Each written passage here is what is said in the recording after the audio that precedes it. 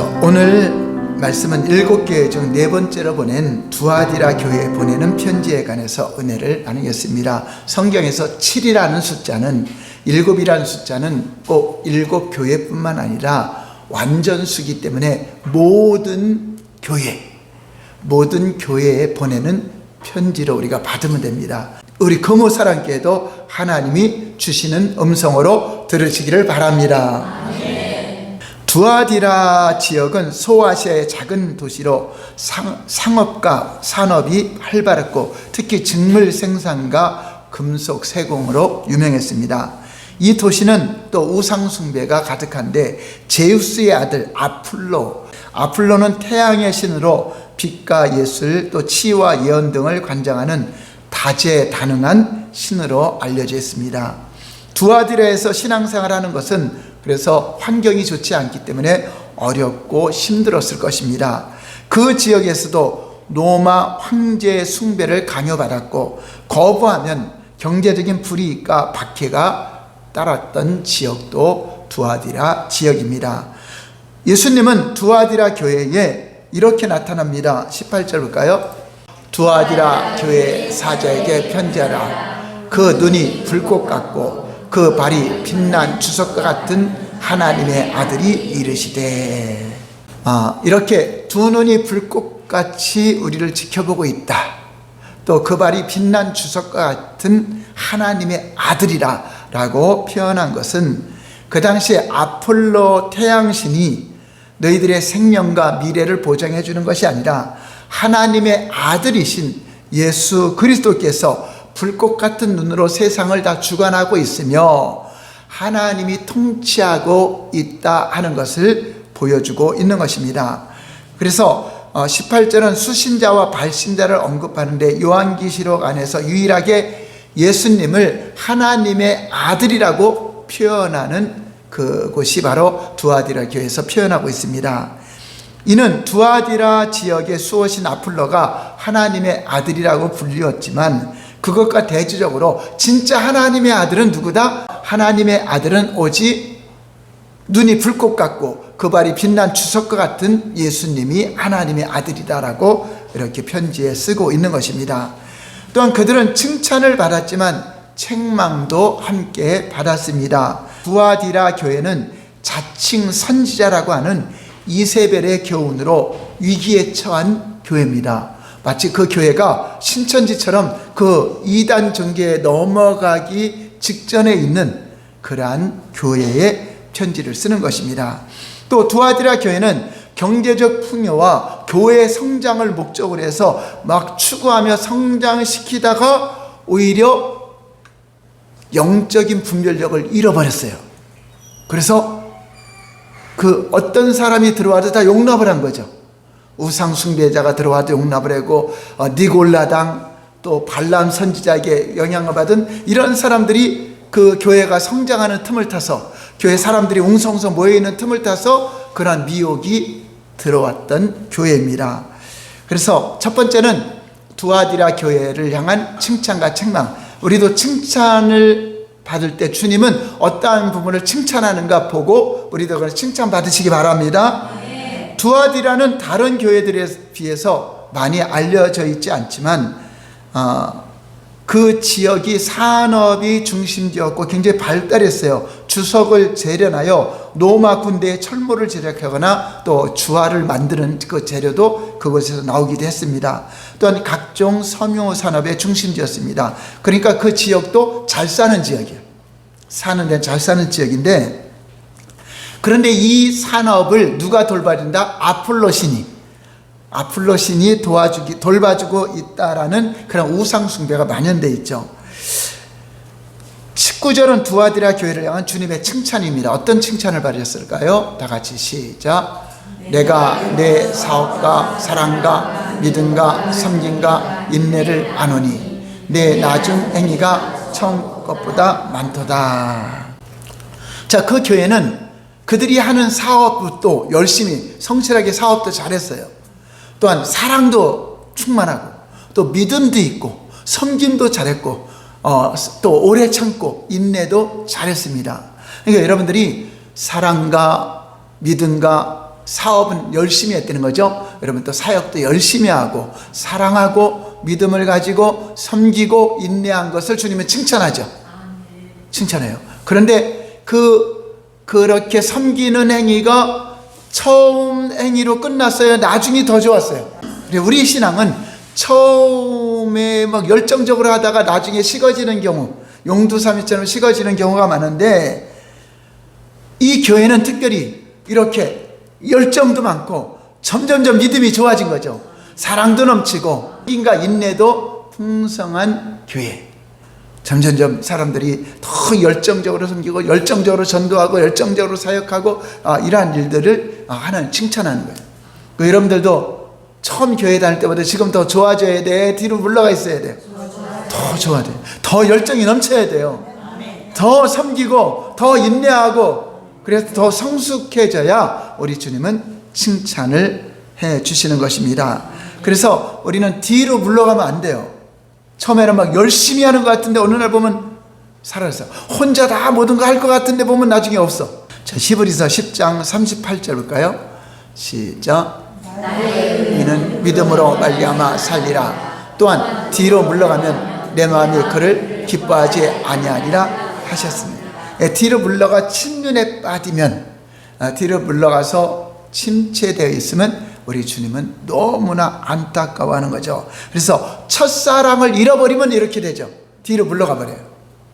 첫사랑의 그 열정을 회복하라고 에베소 교회 그랬죠. 에베소 교회는 첫사랑에 처음에는 열정이 있는 사랑이 있었는데 나중에 다 식어졌어요. 그래서 다시 첫사랑을 회복하지 않으면 교회를 촛대를 옮기리라. 그런데 이 교회는 처음 신앙보다 나중이 더 성장했어요. 나중이 더 많다고 주님께 아주 칭찬을 받았어요. 그래서 두아디라 교회 성도의 신앙이 처음보다 더 좋아졌다는 것은 이례적인 칭찬입니다. 대개 신앙생활은 처음에 열정이 넘치다가 점점점 식어지게 되는데, 두아디라 교회는 아주 예수님께 이렇게 칭찬할 정도로 신앙이 대단히 성장했습니다. 그래서 이렇게 성장할 수 있다는 것은 그 사람의 그 믿음의 근성이나 내공이 만만치 않은 거죠. 웬만한 거죠. 대부분 사람들이 열심히 하다 못하는 게 뭐죠? 시험 들거나 어떤 말을 듣거나 어떤 나를 알아주지 않는다든가 이런 내공이 없는 사람들은 힘들어요. 그러나 이 내공이 쌓여진 사람은, 믿음의 근성이 있고 내공이 쌓여진 사람은 누가 아무래도 상관없어요. 열심히 열정적으로 섬기게 되는 것입니다.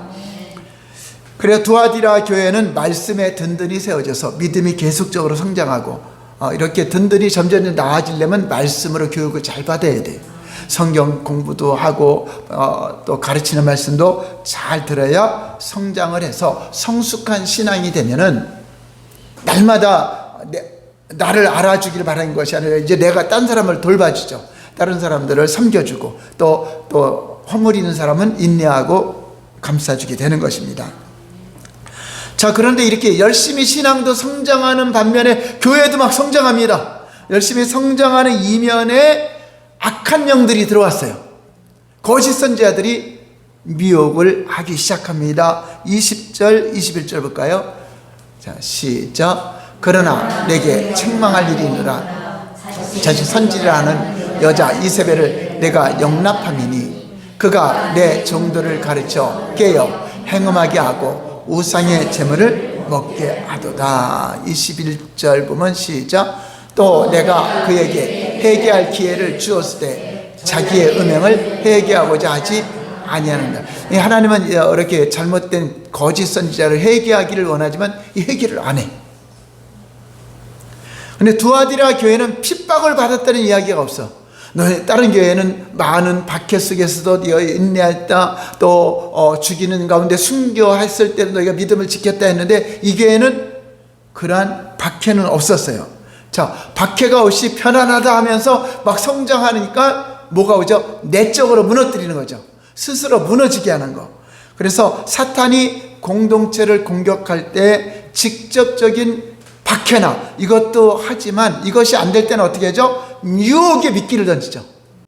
그래갖고 성경을 변질시킨다든가 아니면 다른 사상을 가지고 들어와서 괜찮아, 다른 종교하고도 손잡고 다른 우상의 재물을 먹어도 되고 이렇게 우상에 물들게 하는 교리를 만들죠. 여러분 버가모 교회도 니골라당에 교훈을 시켰죠. 또 어떤 교훈이죠? 발람 선지자, 거짓 선지자의 그 교훈을 시켰는데 그들이 다 이런 우상의 제물을 먹게 했대요. 거기도 나오죠. 이것처럼 세상 우상은 여러분들이 뭐 제사 지내고 음식 먹는 것만 우상이 아니라 다른 종교는 다 우상이죠. 기독교에 다른 종교와 손잡는 게 행음하는 겁니다. 간음하는 거죠. 그러니까 그들의 그거를 먹는 것 같아요. 우상의 제물을 먹는다는 거는 그들의 가르침도 옳습니다. 불교에도 구원이 있고 신천지에도 구원이 있고 다 구원이 있습니다 하고, 그래서 우리는 다 연합해서 손을 잡자 하는 이 이세벨의 선지자가 그 당시 대세였어요. 대세. 그래서 이세벨이 자칭 선지자인데 나는 하나님이 시킨데 여러분들 다 손잡아도 됩니다. 다 함께 손잡고 일합시다 하면서 굉장히 평화스러운 것 같죠. 그래서 내 정도를 가르쳐요. 그러니까 다른 교리를 가르치는 거예요. 진리를 가르치는 것이 아니라. 그래서 이 성경을 변질시켜서 깨워서 그 종들을 깨워서 다른 걸 믿게 하는 거죠. 다른 종교인과 손잡게 하고. 그래서 이세벨은 발람 선지자 니골라당을 주관하는 목자이며 교회를 세속화시키는 거짓 선지자라고 하는 것입니다. 이 당시에 이게 내 종들이, 많은 종들이 물론이죠. 여러분 신천지 말 들어보면 목사들도 많이 온다리죠. 그들의 얘기인데 설마 목사들이 잘 넘어가겠습니까? 근데 그들의 얘기를 교회도 넘어가니까 통째로 넘어가는데, 자, 이렇게 그 종들까지 깨어서 이 거짓 것을 믿게 하고 이렇게 하는 것입니다. 오늘날도 동일하죠. 초대교회 때만 이런 일이 있겠어요? 오늘날에 또 수많은 거짓자들이 교회에 와서 지금은요 어떤 게 바른 신앙인지 다 잃어버렸어. 그리고 그들이 거짓 선지자를 말하는 게 이게 옳은 것처럼 돼버렸어요. 거기에 또 목사들이 연합하고 손잡아 버리면 그 또 교회 또 우리나라의 가장 또 유명한 사람들, 그런 사람 몇 명만 돈 줘갖고 같이 연합해 버리면 이게 그게 옳은 거예요. 이제 마치 그 예수님 당시에 바리새인들, 서기관들, 종교 지도자들이었잖아요. 그러니까 그들이 율법주의를 만들어서 이것이 옳다고 하니까 그 백성들은 그게 옳은 겁니다 하고 따라가죠. 근데 예수님이 가짜라 그랬죠. 그 예수님이 가르쳐였죠.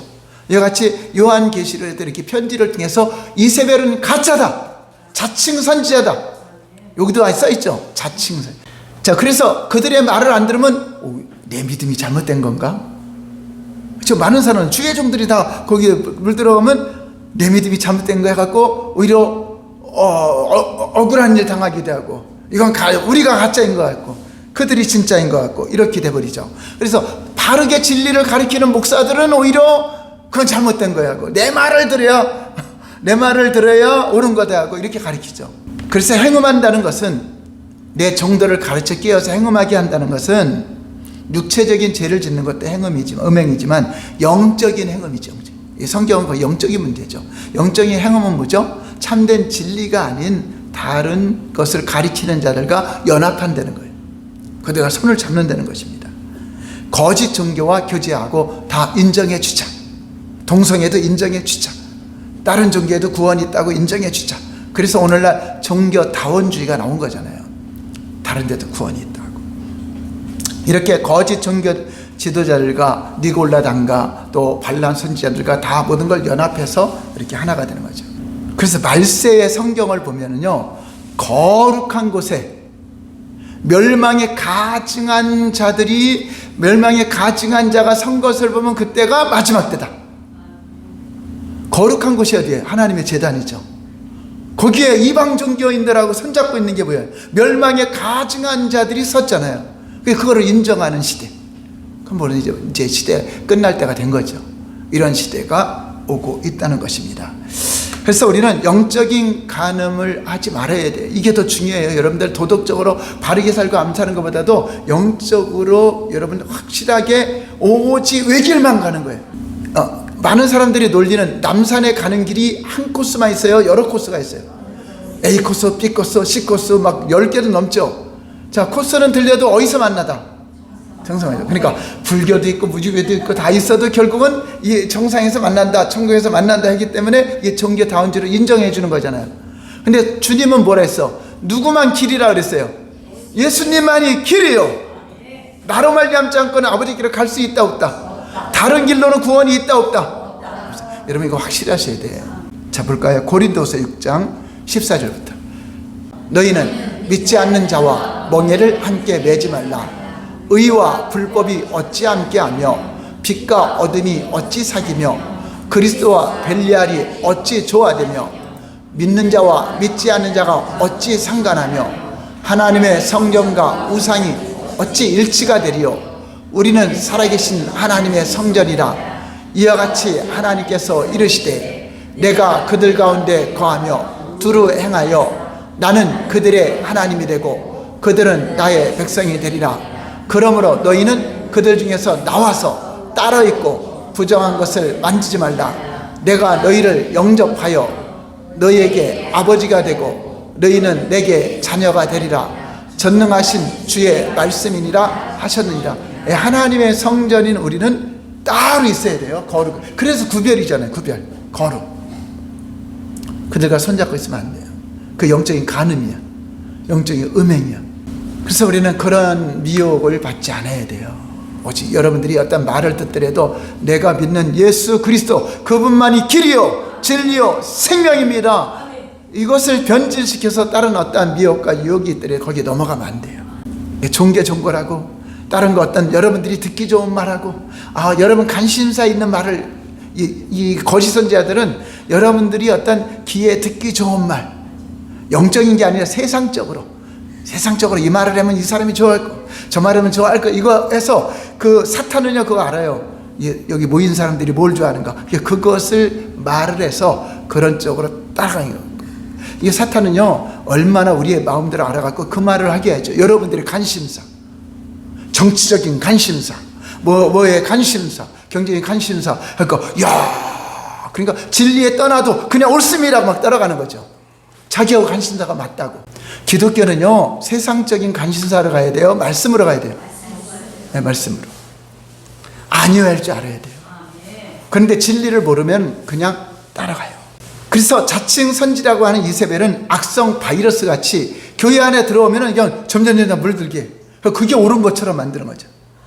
그리고 평화라는 이름으로 우상 숭배자들과 손을 잡고 주의 종들을 미혹해서 평화운동 한다고 하면서 다 인정해주고 다 잡아주고, 이거 평화운동 한다고 깊이 들어가면 어떻게 하죠? 동성애도 또 인정해내고 그 앞에서 목사들도 기도해주고, 그래서 자기가 사람들이 볼 때는 야 그래도 목회자 정도면 저런 큰 통을 가져야지, 우리 선생님은 세계를 품는 대단한 사람이야. 그러니까 가짜죠.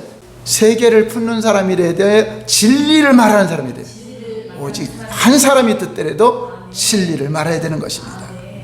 그래서 우리가 우리 중앙청에서 WCC를 배격하는 것은 WCC 세계 공동체 모임이라고 하면서 돌아가면서 국가마다 축제하면서 다른 종교에도 구원이 있다고 해서 다 인정해 주면서 함께 손잡는 모습, 그 사진들이 항상 찍히잖아요.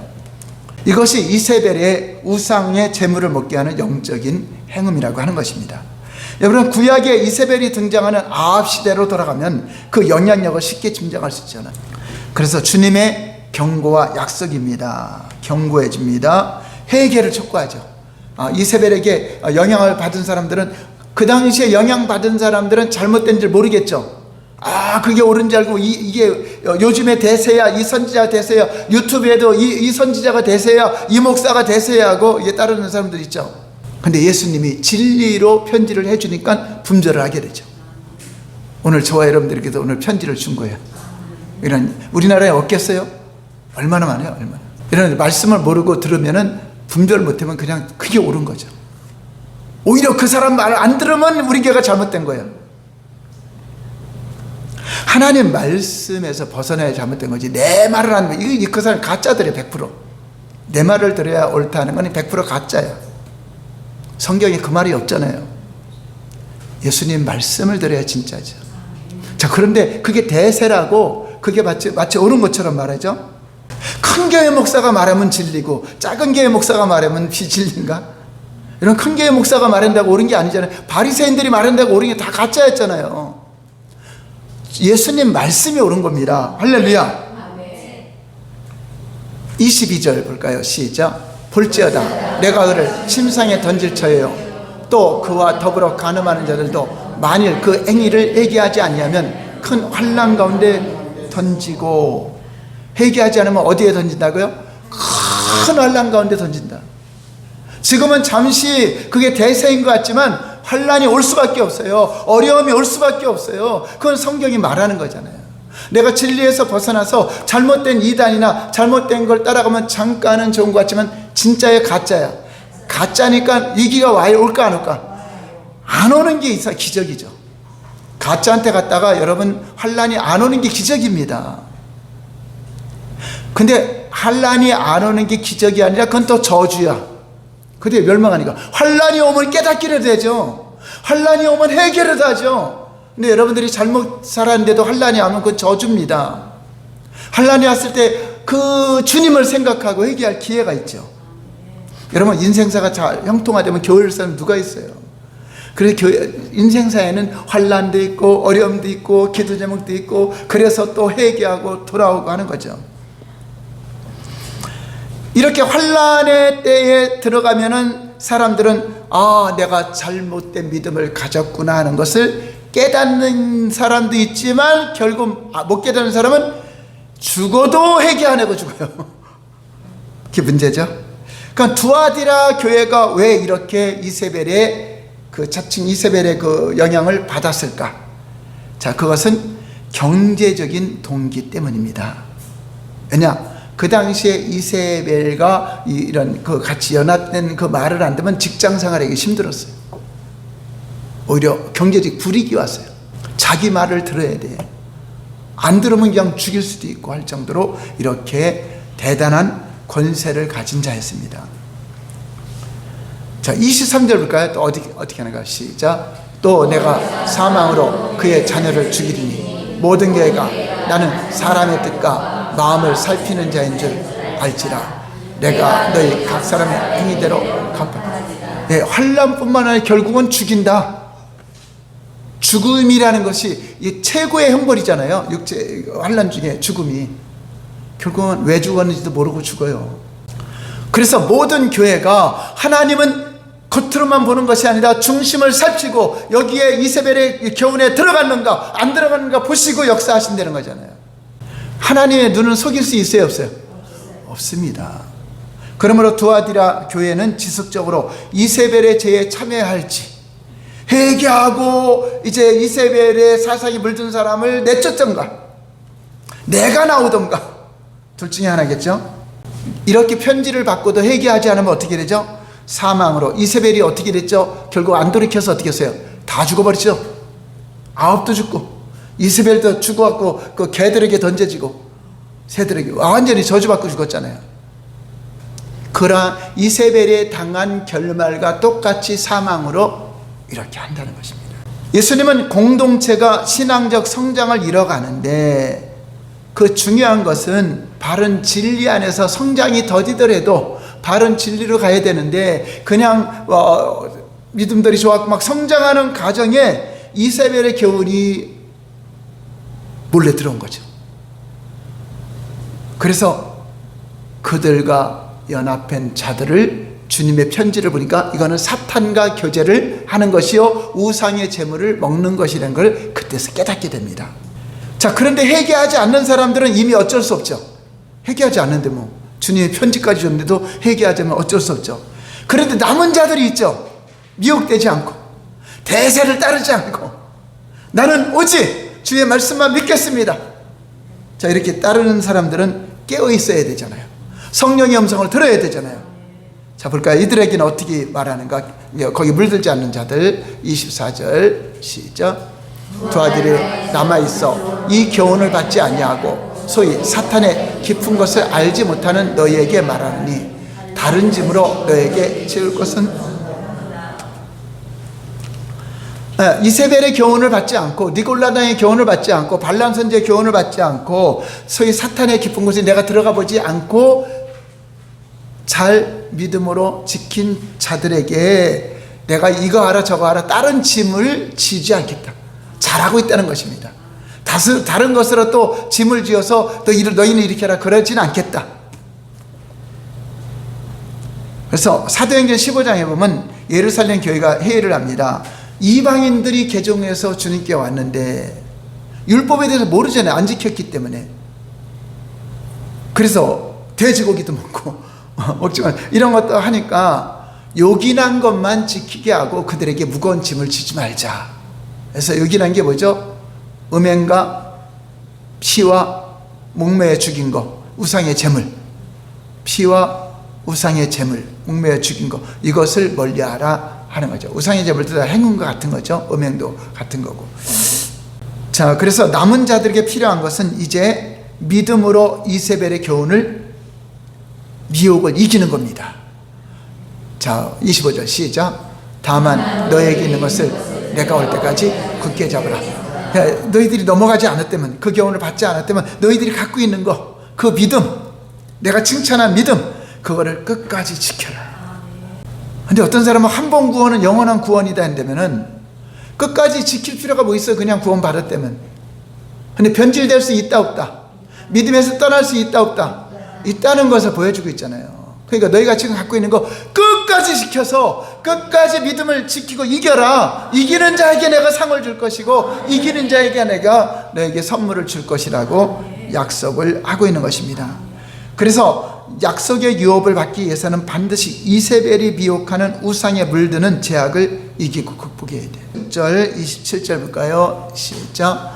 이기는 자와 끝까지 내 일을 지키는 그에게는 만국을 다스리는 권세를 주리니 그가 철장을 가지고 그릇을 다스려 질그릇을 깨뜨리는 것과 같이 하리라. 나도 내 아버지께 받은 것은 그러하니라. 내가 또 그들에게 새벽벌을 주리라. 이기는 자에게는 두 가지 약속을, 끝까지 믿음을 지키고 이단에 넘어가지 않고 다른 교훈에 미혹되지 않는 자들에게는 두 가지 약속을 준다. 첫사랑을 잃어버리면 안 돼요. 처음 믿음이 점점 성장해야 돼요. 더 많이 해야 돼요. 더 열정적으로 해야 돼요. 끝까지 잘 지켜야 되고요. 자, 이런 자에게 첫 번째는 만국을 다스리는 그리스의 통치에 참여하는 특권을 주리라. 철장 권세를 가지고 너희도 나와 같이 그들을 다스린다는 것은 뭐죠? 권세로, 철장 권세로 하나님의 아들과 같은 그런 권능으로 다스리고 통치하는 권세를 주신다 하는 것입니다. 자, 두 번째는 뭘 준다? 새벽별을 주리라. 새벽별은 상징이죠. 예, 상징이죠. 새벽별은 여명의 상징이죠. 여명의 상징. 자, 새벽별은 뭐를 의미하는 거죠? 곧 어둠이 온다, 새벽이 온다, 밝음이 온다는 거죠. 새벽별을 준다는 것은 너희들이 아무리 어두운 상황, 절망적인 상황이 있더라도 빛이 밝아오는, 빛이 비춰지는 그러한 삶이 되게 하신다, 그런 의미입니다. 빛이 올 때 새벽별이 뜨는 거잖아요. 그 새벽별을 여러분이 받으면은 여러분 삶에 어두운 것이 있습니까? 다 물러가게 돼 있습니다. 뭐가 오면, 빛이 오면은 다 물러가게 돼 있어요. 그래서 여러분들이 하나님의 얼굴빛을 비추러 오늘 주님께 왔어요. 예배는요, 하나님 얼굴을 뵙는 거예요. 은혜의 빛, 평강의 빛, 축복의 빛. 그 얼굴빛이 안 비춰지면은, 여기 태양이 이런 빛이 안 비춰지면 다 곰팡이 생기죠. 막 안 좋은 게 생기죠. 이것처럼 여러분들이 하나님의 얼굴빛을 비추지 않으면은 여러분 삶에 문제가 생겨요. 얼굴빛을 비추는 게 예배예요. 예배. 하나님께서 예배를 드릴 때 하나님은 빛이시기 때문에 그 얼굴빛을 여러분 오늘 받고 가면은 여러분 삶에 어둠이 점점 다 사라져 버려요. 그래서 하나님은 내가 얼굴빛을 너에게 비추사 평강 주시기를 원하노라. 그 얼굴을 향하여 드사 복 주시기를 원하며 은혜 베푸시기를 원한다. 그래서 하나님이여, 하나님의 얼굴빛을 나와 내 가정에 비춰주시고 우리 자녀들에게 비춰주시고, 그것이 여러분 기도 제목이 돼야 돼.